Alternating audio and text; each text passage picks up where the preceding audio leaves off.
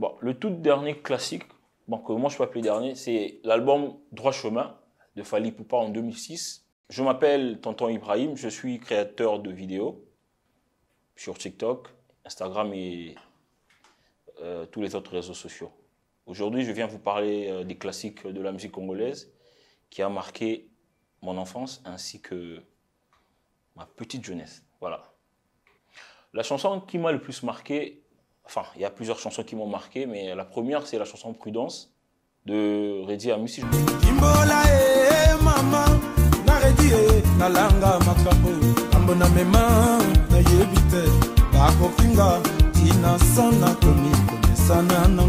Je me rappelle à l'époque, je partais à l'école et dans la voiture, mon père avait l'habitude de jouer cette chanson.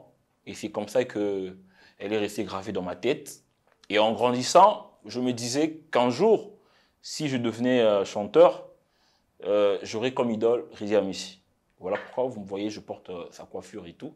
Et donc c'est quelqu'un que j'aimais depuis tout petit, puisque c'est mon père qui m'a influencé parce qu'il mettait tous les jours quand je partais à l'école, sur le chemin de l'école, il mettait cette chanson presque tous les jours, tous les matins. Donc voilà pourquoi en grandissant, je l'ai pris comme exemple. Voilà. Le deuxième classique qui m'a le plus marqué, c'est l'album Loi de Koffi Olomide. Je me rappelle.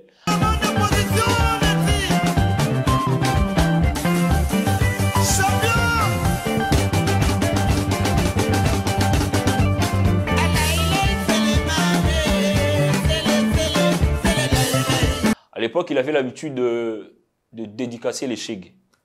Et moi, comme j'étudiais au collège Boboto, en sortant, il y avait des shègues qu'on appelait à l'époque, qui se plaçaient sur le rond-point Mandela, croisement 24 novembre et boulevard.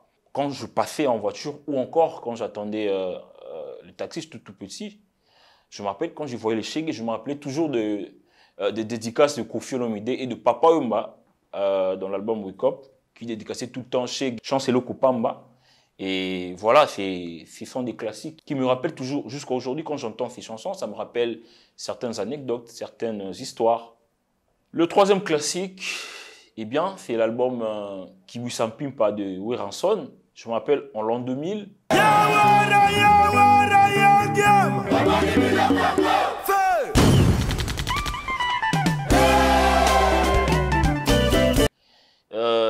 Cet album avait marqué beaucoup de jeunes, beaucoup, puisqu'il est venu avec puissance.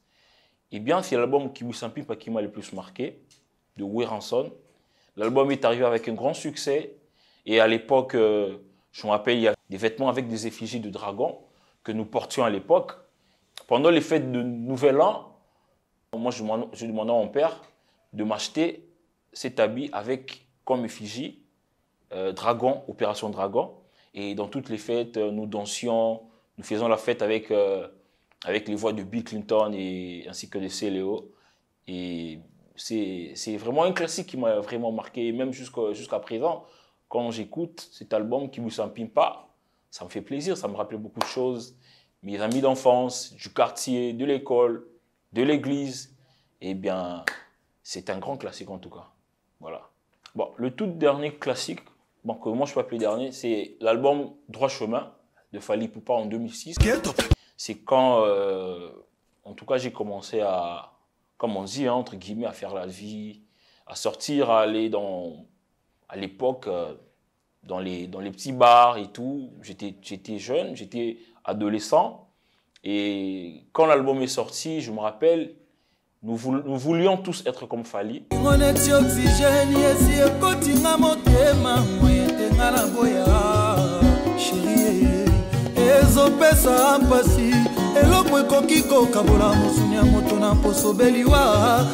Par l'accoutrement, par sa façon de parler et tout. Et l'album Droit Chemin était venu avec un grand succès. Nous l'avons bien accueilli, les jeunes. C'était un grand plaisir, c'est vraiment un classique qui m'a marqué. Même aujourd'hui, quand je l'entends, les chansons comme Attente, associées encore Liputa, et ça me fait penser à beaucoup de choses.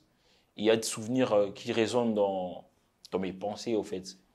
Donc, le dernier classique, c'est l'album Droit Chemin de Fally Ipupa. Et voilà, jusqu'à aujourd'hui, il est au top.